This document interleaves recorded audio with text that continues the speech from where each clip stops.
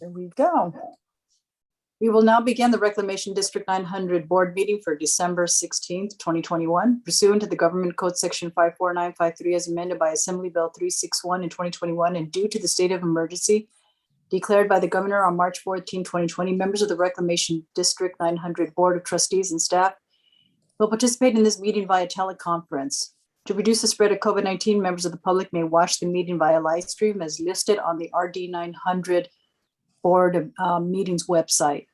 Those members of the public who wish to participate are invited to participate in the meeting via Zoom, which is listed on the Reclamation District 900 website. Next, we will go to item 1A, presentations by the public on matters not on the agenda within the jurisdiction of the district. Are there any requests to speak or any public comments, Mr. General Manager?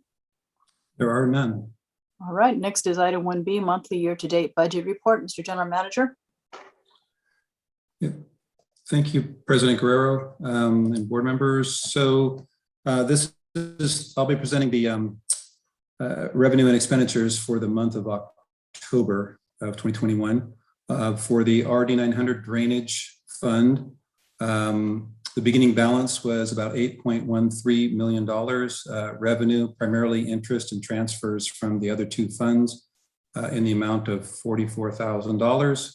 Expenditures were $184,900, leaving a final ending fund balance for the month of about $8 million. For the levy maintenance fund, we had a beginning fund balance of $2.5 million, expenditures about $139,000, no revenue, and the ending fund balance was $2.3 million.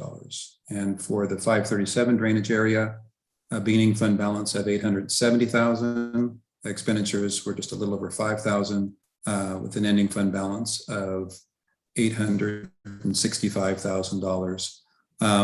The district's total cash position at the end of October was about $11.2 million. With that, I'd be happy to answer any questions the board may have. Any questions? Okay, open. Yes, okay, open it up for public comment. There are none, close it. And if there are no further discussion, I'll accept a motion to adopt the year-to-date budget report. So moved. Second. Okay, Mr. General Manager, please call the roll. Trustee Alcala? Aye. Trustee Ledesma? Aye. President Guerrero? Aye. All right, this item is adopted. Next is the consent agenda, part 2. And if there are no requests to remove any items in the consent agenda, I'll accept a motion to approve. So moved. Second. All right, thank you. Mr. General Manager, please call the roll. Trustee Ledesma? Aye. Trustee Alcala? Aye. And President Guerrero? Aye. All right, these two items are adopted. Next, we will go to regular agenda item part 3, which is district project updates. Mr. General Manager. Thank you, President Guerrero. I wanted to talk a little bit about the shared services agreement. Although it is, the term extends through March of 2022, the available or the remaining funds on the agreement are enough to carry us through probably the end of January. And so it's unlikely that we'll have a new general manager on board in January. And if we do, it'll be towards the end of January.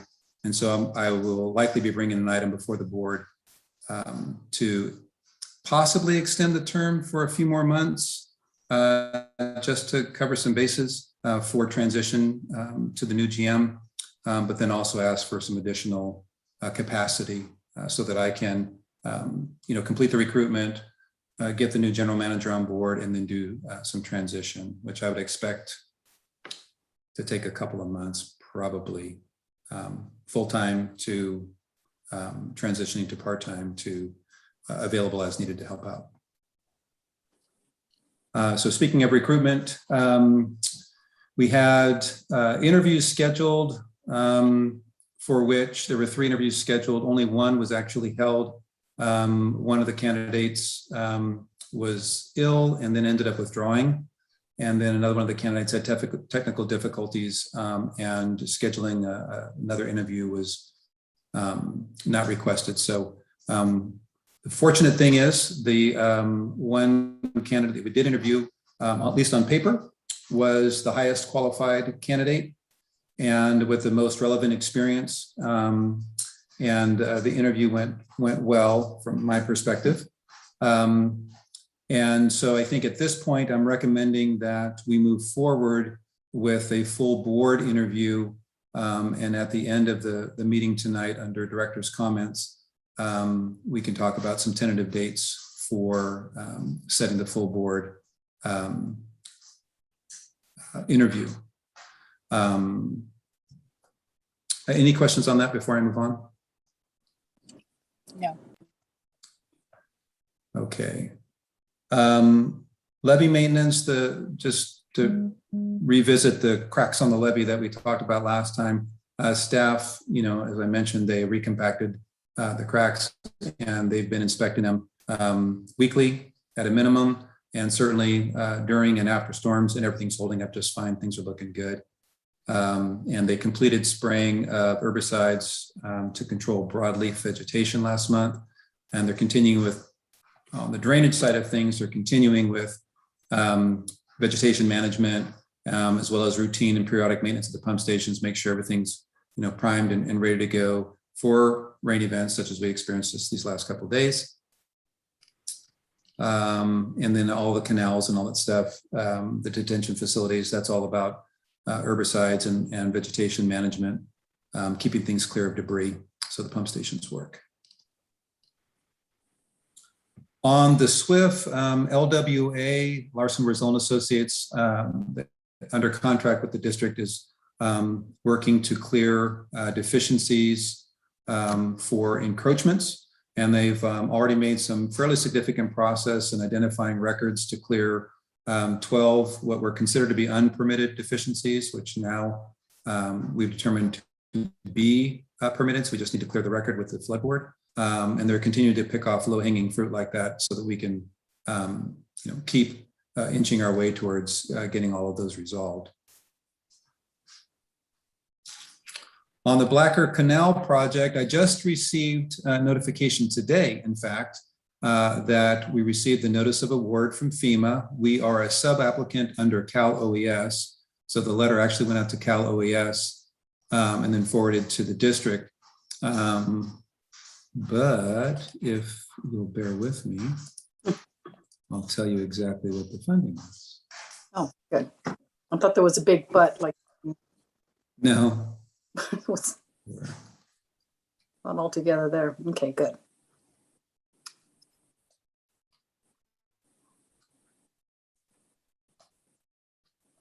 Oh, there it is.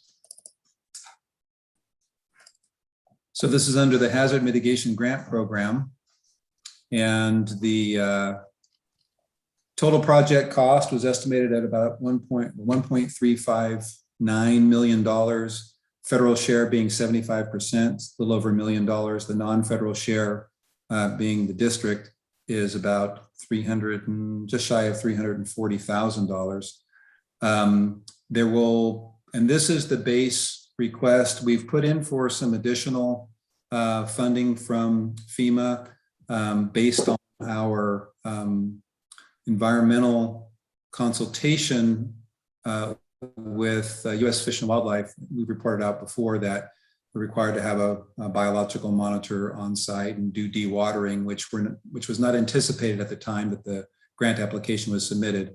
But we've been assured by Cal OES, who's the primary applicant, that those funds will be covered. And so we, rather than wait and amend, they decided to go ahead and issue the award so that we could move forward with our contractor to start wrapping up the design and to start completing, the remainder of the environmental work without having to wait for approval of the additional funds. But we've been assured that the additional work is covered. Can I ask a question? I'm sorry, I'm not familiar with the term dewatering. Could you explain that to me? So as you know, our especially during the winter months, our canals convey stormwater to various pump stations. Now, although this work will take place in the summer, the canals oftentimes still have standing water in them. And so water is considered, attractive habitat for a giant garter snake. So U.S. Fish and Wildlife says, hey, you need to de-water these ditches, get all the water out, so they don't become attractive to garter snakes. So when you do the work, you're not impacting the garter snakes. So it literally just means get all the water out of the ditch. Get the water. All right, thank you. All right. And then to wrap up environmental, Marcus Bull, our lead environmental consultant, along with a sub that he has under contract, we're going to meet with the residents that express some concerns about, the wildlife and stuff that's associated with the ditch and some of the trees along the perimeter of the ditch. We're going to meet with them, if not before the holiday, then shortly after, to let them know and try to work with them for things that we can do to help alleviate some of their concerns with the vegetation and habitat. But we're required to return this ditch to its primary function, which is to convey stormwater. So our consultant is very confident that there are inexpensive measures that the district can take, and also explaining to them that a lot of the vegetation will return and the habitat will return. This is temporary, but he's very confident that we'll be able to sort of have a meet in the middle understanding and be able to move forward with the project without hopefully upsetting folks too much. On the courtyard project, barring decent weather, the work that the board authorized at the last meeting, replace the HVAC units on the roof and then also install the bollards around all the water lines that feed the building. That work is scheduled to begin tomorrow. And then there are a few minor things that we need to do as a result of the fire inspection, adding a Knox box so the fire department can access the facility when it's locked up after hours, and labeling control rooms, things like that. So pretty minor stuff. We're also looking at providing like one-way film on some of the windows that were replaced, especially out in the back of the building, so that people can't look in the shop and see what's in there, as well as one of the frontage windows, just to deter prying eyes from wanting to, think there's something in there that might be attractive, and try to keep vandalism down. So we're looking at doing that. I have enough capacity under the contingency that the board granted. It's like $1,000 or something, so that I can authorize that work, and we'll go ahead and get those things knocked out. The Caltrans trash capture project in the ditch along Highway 50 is moving along at Caltrans speed. They had requested some flow rate data for the ditch, which I was able to provide to them, and that came out of the city's stormwater master plan update. So that was relatively convenient that they had that data available. There are no as-built for that ditch and from when it was originally constructed. So using the data from the city was kind of key there. And then the 2021 emergency preparation coordination with the city is not going to take place until January due to a whole lot of other things, including the city dealing with COVID and COVID relating things. And it also is just going to be our normal, although we wanted to have a tabletop exercise, it just isn't the bandwidth amongst the EOC folks to do that. So we're going to have the normal coordination meeting where we exchange information about supplies and kind of go over the protocols on how the EOC operates during a flood emergency should one occur. So that'll take place in January. Nothing to update on the state flood control bill. And then with Wasafka, the board, although I wasn't able to attend the meeting, I understand the board took action today on two pretty significant things. One was adoption of the initial study and mitigated neg deck for the Yolo Bypass East Levee project. That's the project that was recently, the design was recently completed, and for which the new start and the construction funding is, teed up and ready to go to construct that project.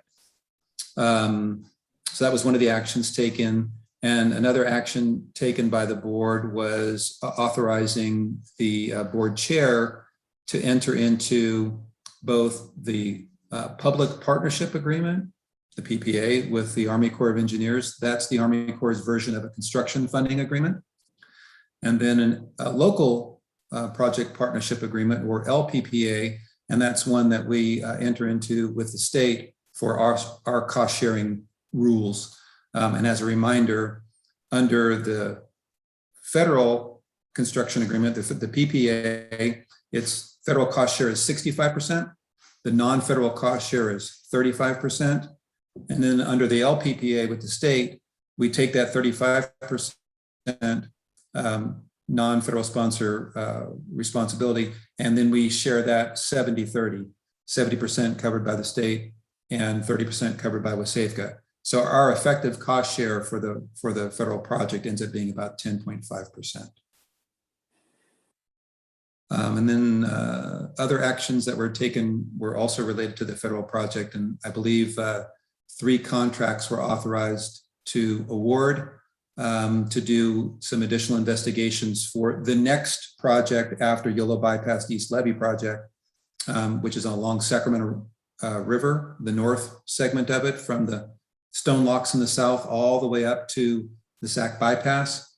Wasafka, since the Corps does not have additional funds yet, Wasafka is going to lead geotechnical investigations as well as some survey work and some environmental investigations work to help gather data to give to the Corps, so that when the new start is authorized and the Corps receives their construction funding, and they can start working not only on construction of Yolo Bypass, but they can start the design work for the next project, Sac River North. We'll be able to provide that data to them so that we can, maintain schedule rather than wait for the funding. And speaking of which, the bipartisan infrastructure bill, which I forget the actual name of the bill that was signed into law in the middle of November, the Corps has 60 days to develop a work plan on how they're going to spend the funds available to them. And for what we're interested in is the flood-related funding that the Corps is receiving from that bill. They have till the middle of January to issue their work plan. And so we're hoping that there'll be significant dollars in that work plan for the West Sacramento project. If that happens and it comes with a new start or no new start is required, middle of January, we can start working on going to construction as well as future design work. We can execute the PPA and all those things. If there's no funds in that work plan for our project, then we still have to wait for the Energy and Water Appropriations Bill to be signed into law. And right now, the continuing resolution extends through February 18. So it's likely that it'll be February 18 before that bill is signed into law. And then at that point, we could execute the PPA and start working with the Corps on construction and design like I've outlined. That's a lot in a nutshell. Happy to answer any questions that you may have about that. On the Caltrans trash capture project, Mm-hmm. so is this the one along the freeway where? Yes. Okay, good to know, because that was always a mess. So Caltrans is stepping up the pace to clean it up? So they're actually doing it for their own best management practices to treat stormwater runoff from the freeway. And so rather than doing a bunch of individual trash capture units at their own DIs, their DIs feed our ditch. So they're just going downstream of all of those DIs and saying, hey, can we install a larger unit in your ditch? And we're like, yeah, as long as it doesn't clog up the ditch, it'll not only will it capture their trash, but it'll capture everything else that's upstream too. And there's a lot of it. And so it'll be beneficial to the district. So, and at no cost. Okay, good. You just want to make sure that they commit to and perform the routine maintenance. So that works. Any other questions? I don't know. Thanks, Greg. All right. welcome. Thanks, Greg. Okay. Next is trustee comments. Any comments from the trustees? I think what I would like to say is for the I think we're going to have a special meeting to interview in the closed session to interview the candidate, and that will come out. A poll will come out to all the trustees for a time. Chris and I have provided some times, and you will be getting those. What that availability looks like. Yeah, the first Yes. week, right? First week of January is a target. Yeah. I'm Yeah, first sorry. week of January. So I'll send. Go ahead, Greg. I'm sorry. I just couldn't hear that. I missed that. What week? First week in January. Okay. So we're going to look at between Tuesday the 4th through Friday the 7th. I'll send dates and times out, some windows to the board members individually. You guys get back to me, and then I'll coordinate the closed session meeting from there. Ralph, did you want to say something? No? Okay. All right, that's it then. And I Anything else? think, and Ralph, correct me if I'm wrong, but we will need to report out on the results of the closed session. So will we need to have a very quick open session to do the report out, or can it be done at the regular meeting in January? Scheduling an open session. We'll work it out through the agenda process, Greg, but we will immediately after the closed session announce the results of the closed session. Okay, I just wanted to let the board know what to expect. Okay, very good. Thank you. Thank you. All right, I'll accept a motion to adjourn. So moved. Second. All right, Mr. General Manager, please call the roll. Thank you. Trustee Ledesma, Aye. Trustee Alcala, Aye. and President Guerrero. Aye. All right, meeting's adjourned. Merry Christmas, everybody. Everyone have a great Christmas. Christmas. Happy